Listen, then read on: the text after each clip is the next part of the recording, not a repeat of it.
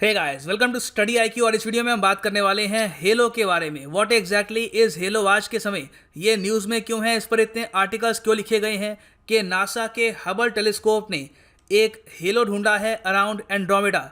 इसका मतलब क्या है, बहुत कुछ आपको जानने को मिलेगा।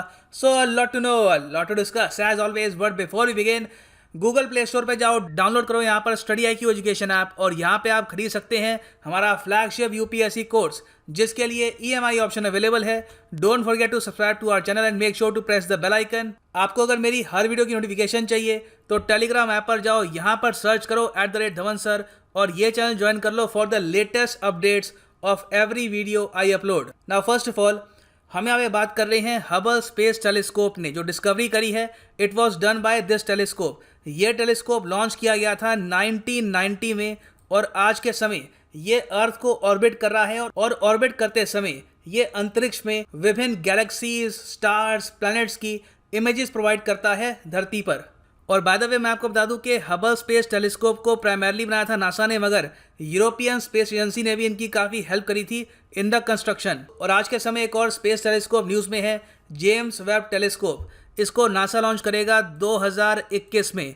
ये रिप्लेस करेगा हबल टेलीस्कोप को। हालांकि जेम्स वेब टेलीस्कोप जो ऐसा दिखेगा, इसको लॉन्च करने के बाद भी हो सकता है कि हबल का ये यूज़ करें फॉर 2-3 ईयर्स, मगर इवेंचुअली आप कह सकते हैं कि हबल रिटायर हो जाएगा और हबल स्पेस टेलीस्कोप की जगह लेगा जेम्स वेब टेलीस्कोप। तो इंपॉर्टेंट फैक्ट है, वेरी इंपॉर्टेंट फॉर एग्जाम्स, ये याद रखना। तो अभी के लिए हम बात करते हैं हबल स्पेस टेलीस्कोप के बारे में और इसकी रीसेंट डिस्कवरी के बारे में।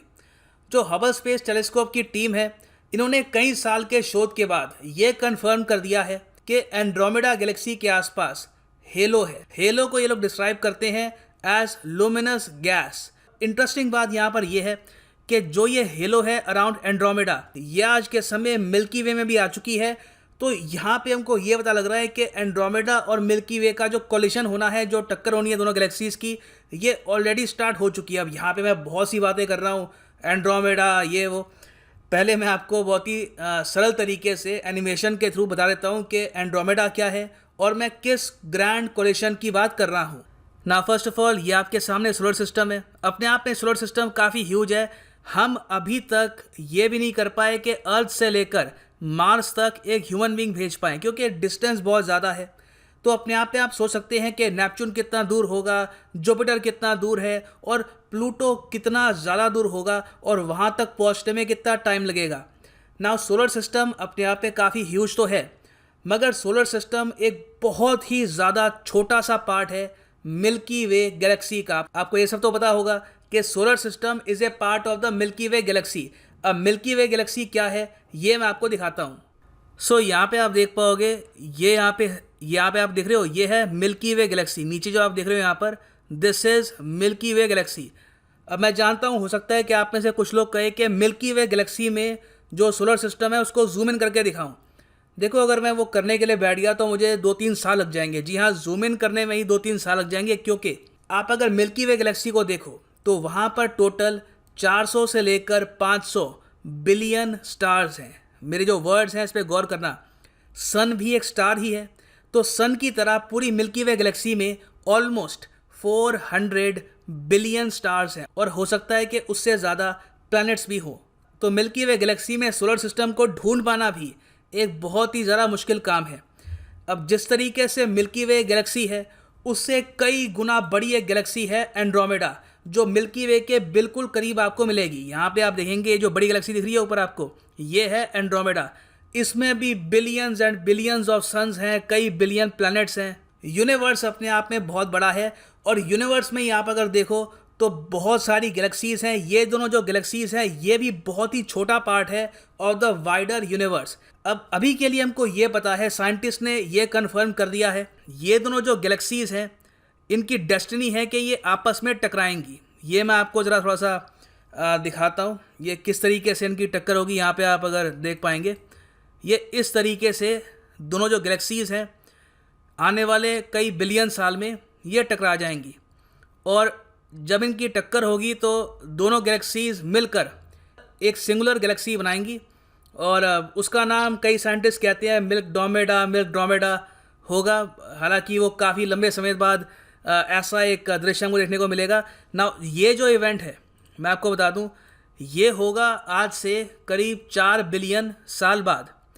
क्या ह्यूमन बीइंग्स ये सब देख पाएंगे? मोस्ट प्रॉब्ली नहीं, क्योंकि 2 से लेकर 3 बिलियन साल में सन एक रेड जाइंट बन चुका होगा। सन का जो तापमान है ये इतना ज़रा हो चुका होगा कि धरती पर रह पाना काफ़ी मुश्किल होगा, अनलेस कोई हम टेक्नोलॉजी ढूंढ लेते हैं, हम धरती के नीचे रहना स्टार्ट कर देते हैं, मतलब कि अंडरग्राउंड, या फिर हम किसी और प्लैनेट में शिफ्ट कर जाते हैं। अनलेस ये सब नहीं होता तो ह्यूमन बीइंग्स इतने लंबे समय तक सर्वाइव नहीं करेंगे। बट अगर मान लीजिए हाइपोथेटिकली स्पीकिंग कि ह्यूमन रेस आने वाले कुछ मिलियन सालों में कोशिश करके सोलर सिस्टम के बाहर जाकर सेफली एक जगह पर अपना एक नया प्लैनेट बसाती है, तो वहाँ पर क्या होगा कि जो अंतरिक्ष है वो कम्प्लीटली डिफरेंट दिखेगा। बहुत सारे नए सितारे होंगे, हो सकता है कि यहाँ पर कई सुपरनोवा बन जाएं, और ऑल टुगेदर आज से 4 बिलियन साल बाद मिल्की वे और एंड्रोमेडा दोनों कम्प्लीटली बदल जाएंगे। सो वापस आते हैं हम अभी के लिए प्रेजेंट डे पर। सो हमको पता है कि इन दोनों की जो टक्कर है ये आने वाले 4 बिलियन साल में होगी। अभी के लिए हमको ये पता लगा है कि जो ग्रैंड कोलिशन होना है उसकी शुरुआत हो चुकी है। साइंटिस्ट ये मान रहे थे कि एंड्रोमेडा और मिल्की वे में संपर्क होने में ही कई मिलियन साल लगेंगे, मगर साइंटिस्ट ने अब ये खोजा है कि एंड्रोमेडा के आसपास, अगर यहाँ से मैं आपको दिखाऊं, ये एंड्रोमेडा है, तो इसके आसपास हेलो है। हेलो मतलब कि यूनिक यहाँ पर एक लाइट है, और ये इतनी ज़्यादा है कि एंड्रोमेडा से भी कई लाइट ईयर दूर तक ये फैली हुई है। और एक्चुअली अब जो ये हेलो है ये मिल्की वे को भी टच कर रही है। तो टेक्निकली आप कह सकते हैं कि एंड्रोमेडा और मिल्की वे की जो टक्कर होनी है उसकी शुरुआत हो चुकी है।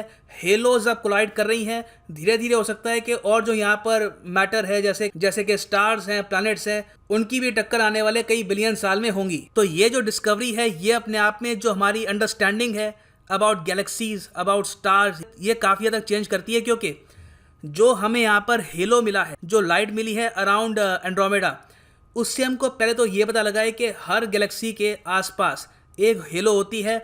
मिल्की वे की भी अपने आप में एक हेलो है, मगर उसको हम प्रॉपरली अभी देख नहीं पा रहे, उसको हम प्रॉपरली आप कह सकते हैं आइडेंटिफाई कर नहीं पा रहे, क्योंकि हम खुद मिल्की वे में रहते हैं। So it is a bit more difficult. मगर अब साइंटिस्ट ये कह रहे हैं, इससे हमको ये पता लगता है कि किस तरीके से गैलेक्सी की फॉर्मेशन होती है। और एक बार गैलेक्सी में बहुत सारे स्टार्स बन जाएं तो बची हुई जो गैस होती है वो गैलेक्सी के आसपास आप कह सकते हैं ऑर्बिट करती है। ऑल्दो ऑर्बिट एक टेक्निकली करेक्ट वर्ड होगा नहीं, आप कह सकते हैं उसके आसपास लिंगर करती है, और वो लाइट काफ़ी हद तक ग्लो भी करती है।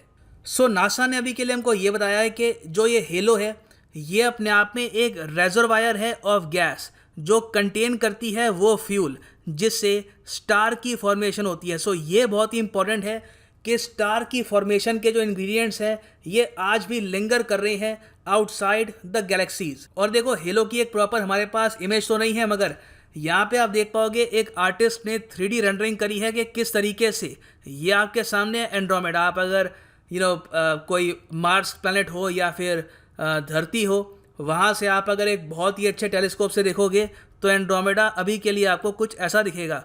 तो एंड्रोमेडा के आसपास ये है इसकी hello. So it is very fascinating. इससे गैलेक्सी को हम जिस तरीके से परसीव करते हैं, जो हमारी अंडरस्टैंडिंग है, ये रेडिकली चेंज होती है। एंड दैट इज़ वाई ये जो टॉपिक है it is very important for UPSC perspective as well. Prelims में आपसे पूछ सकते हैं कि व्हाट इज़ हेलो, ये टॉपिक किससे रिलेटेड है, गैलेक्सीज, प्लैनेट्स, एस्ट्रॉयड्स, काफ़ी आपको ऑप्शन देंगे। सो जो मैंने आपको एक्सप्लेनेशन प्रोवाइड करी है उससे आप काफ़ी आसानी से कोई भी क्वेश्चन का आंसर कर पाएंगे regarding halo. So this is the end of this video. Thanks for listening and as always god bless you all.